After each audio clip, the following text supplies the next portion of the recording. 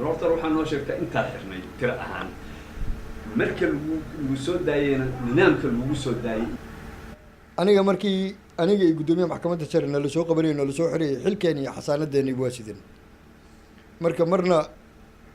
nidaamkii sharciga ahaa lama soo marin xargeeni looma soo marin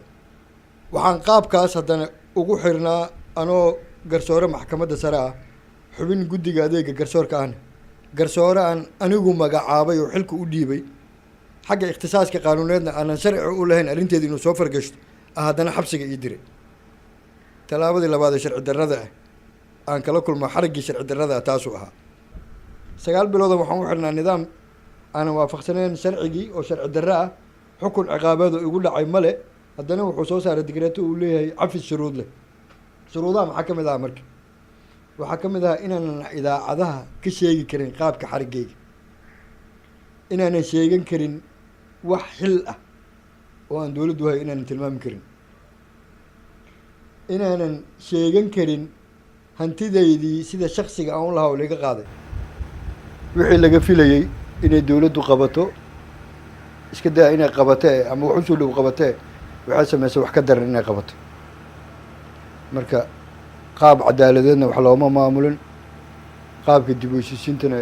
dowladdu ma hirgelin waxba uma dhicin nidaam fowda iyo waxay gelisay ummadda Soomaaliyeed iyo wax kasii daran wixii hore usoo aragtay waddanku markii waddan kale uu soo galo oo uu qabsado sovereignty-giisa ka xayuubiyo sharciga waddanka ka fulahaya muxuu yahay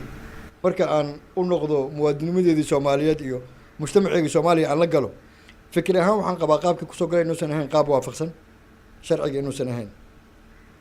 u daneynta baahi shakhsiyaad gaar oo mas'uuliyiin dowladda ka mid ah u jiray aawadeed inay fursad u heshay inay saa ku soo galeen Etoobiyaanka dalka Etoobiyaanka markana asana wuxuu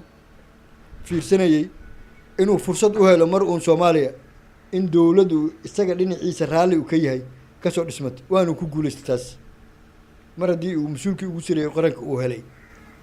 nin dhinaciisa ka socda halkaasuu ay ka bilaabatay fursaddii Etoobiyaanka inay Soomaaliya sahal u noqoto